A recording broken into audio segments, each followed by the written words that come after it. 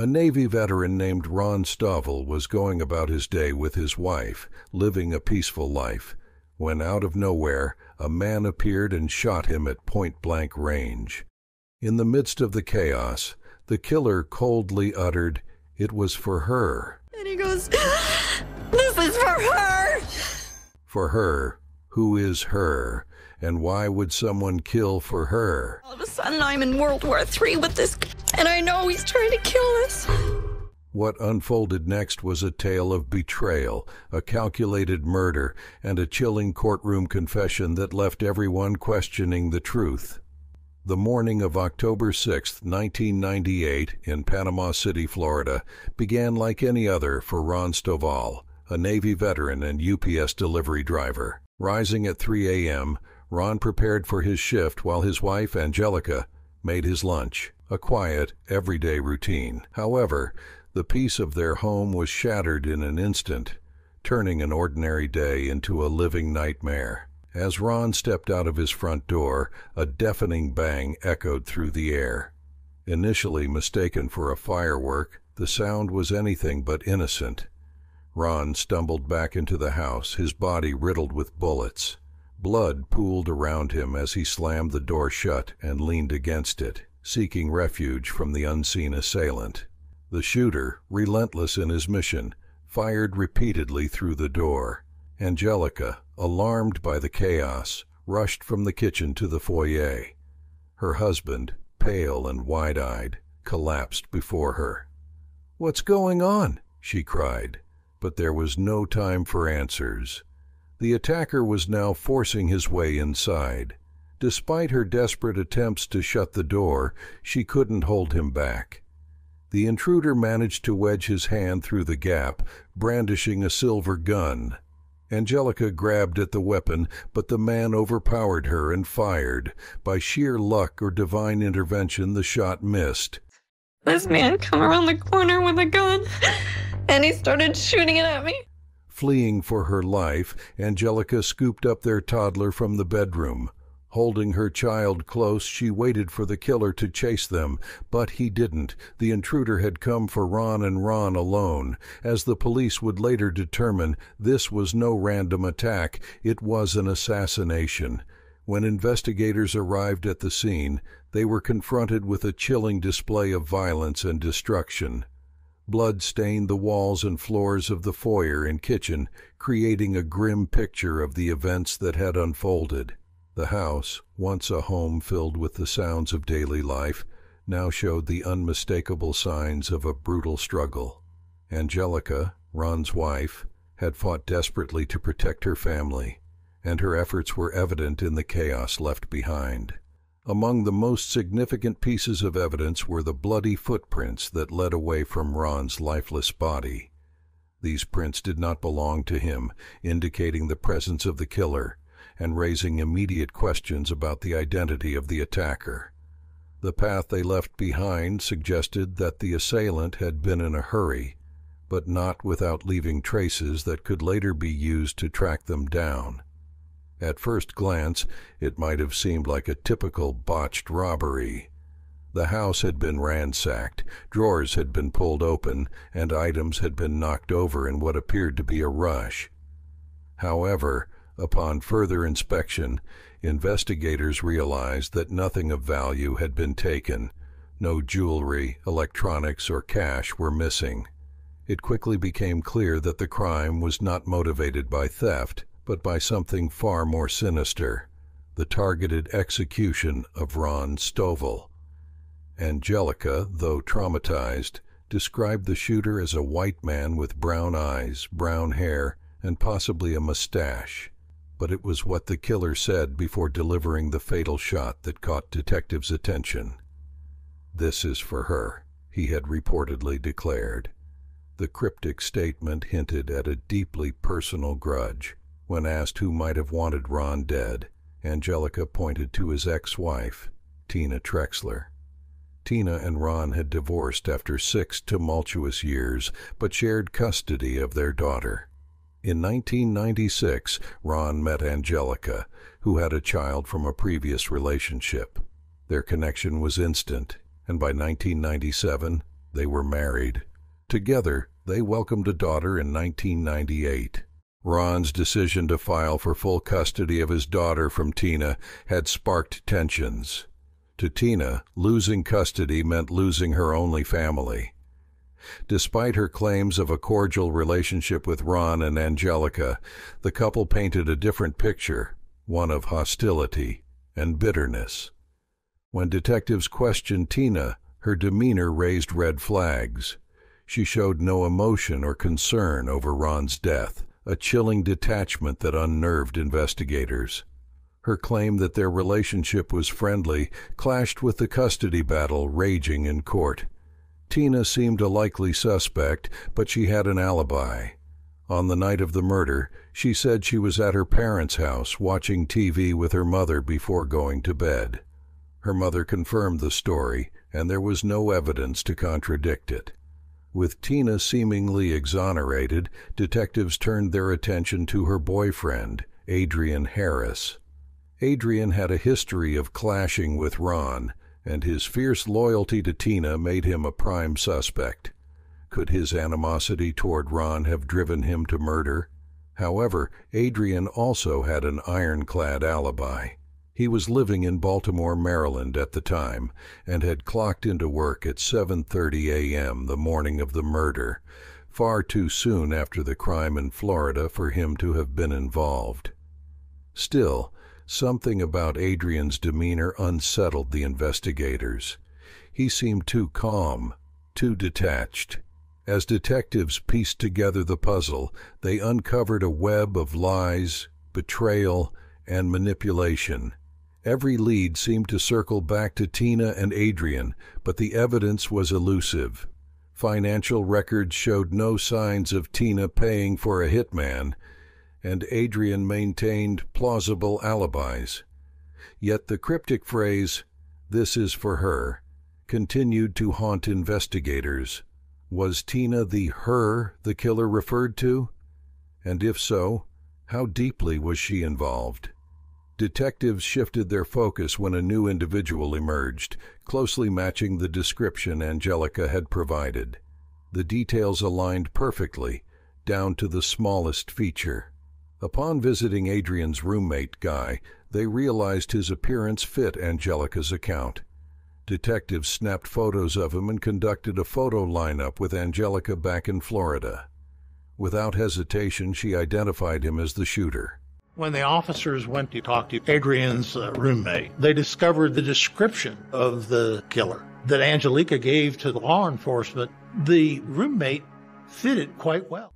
With a positive ID, detectives obtained a warrant to search the Baltimore apartment shared by Adrian and Guy. Their search revealed a critical piece of evidence: a pair of shoes with a distinct double H sole pattern, the same as the bloody footprint found at the crime scene. Convinced they had their suspect, detectives brought Guy in for questioning.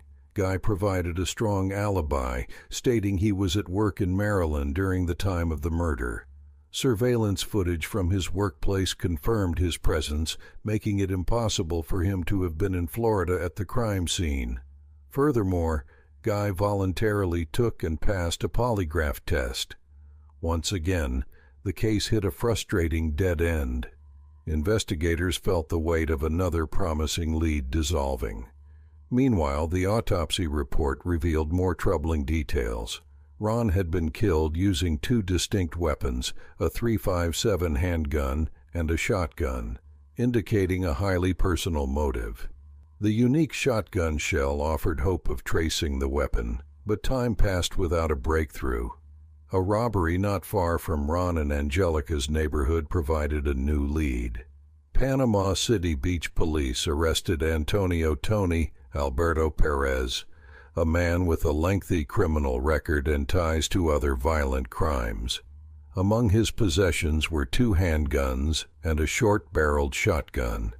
This discovery aligned with the weapons used in Ron's murder, immediately drawing the detectives' attention.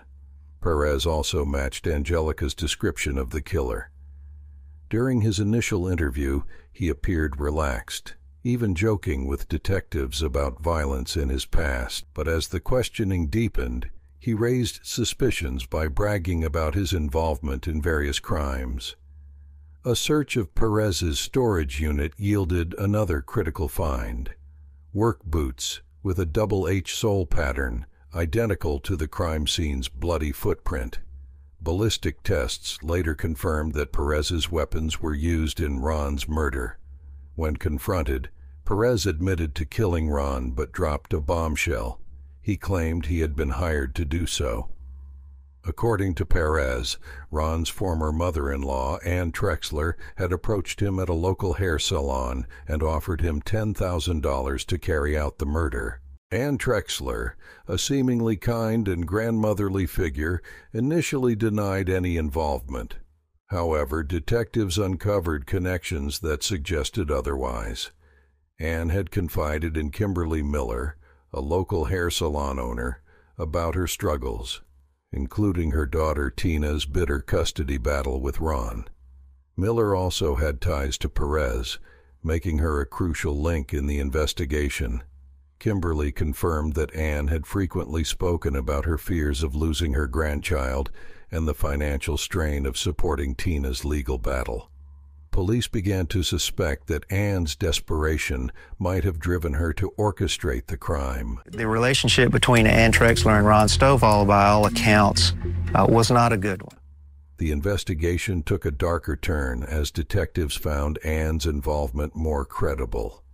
Phone records revealed contact between Ann and Kimberly, as well as indirect links to Perez.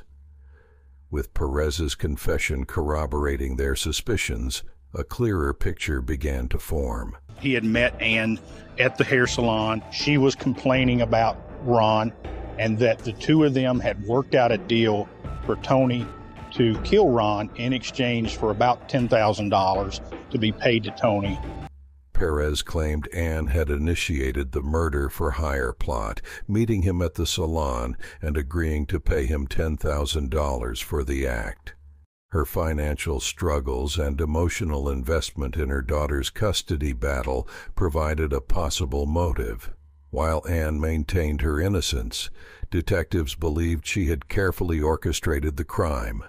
The case would soon head to court, where the pieces of this tangled web would finally be laid bare.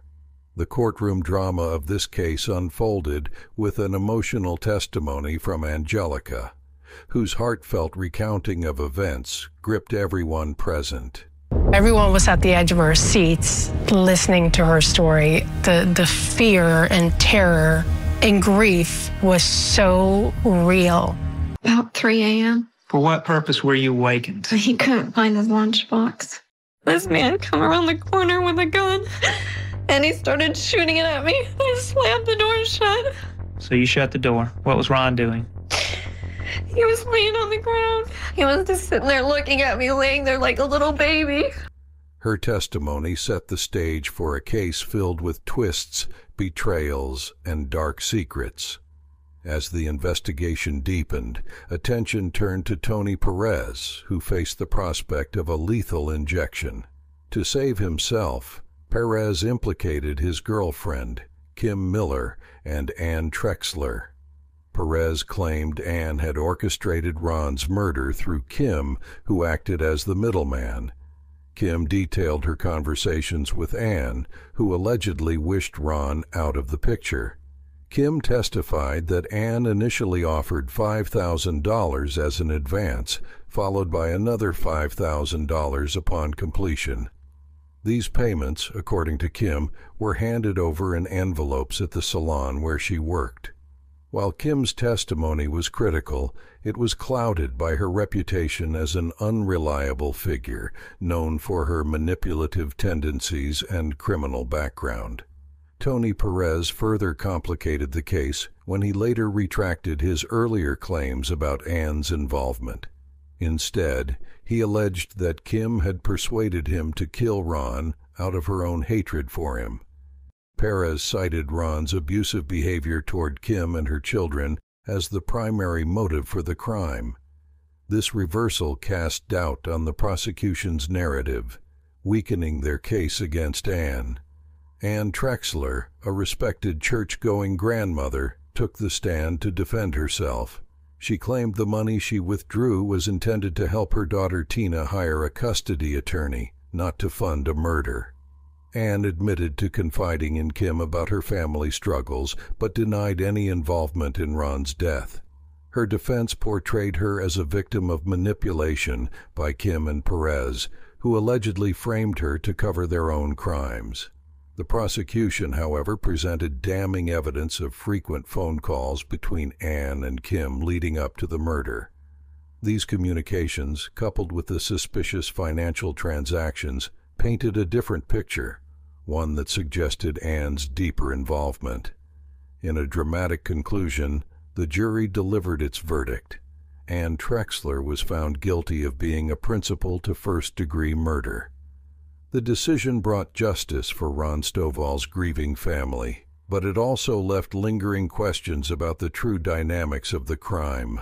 For the quiet neighborhood in Panama City, Ron Stoval's murder was a wake-up call. The case revealed not just the cracks in a seemingly normal community, but also the lengths people would go to in pursuit of their desires. As the investigation dragged on, it became clear that no one could be trusted. Ron's death left a void that could never be filled. A devoted husband, loving father, and Navy veteran, he had touched countless lives. For Angelica, the loss was devastating. She had not only witnessed her husband's final moments, but also faced the terrifying realization that someone had targeted their family. The twists and turns of the Ron Stoval murder case served as a reminder that truth is often stranger than fiction. The investigation eventually led to shocking revelations about the people closest to Ron and the lengths they would go to for revenge or love. Through painstaking detective work, justice for Ron Stoval was finally achieved. Yet for those who loved him, the scars of that fateful morning would never fade. His story remains a chilling testament to the dangers lurking behind closed doors and the secrets people are willing to kill to protect. Thanks for watching. If you enjoyed this story, don't forget to hit the subscribe button and turn on notifications so you never miss an update. Your support helps us bring more gripping content like this. Feel free to leave a comment and share your thoughts below. See you next time.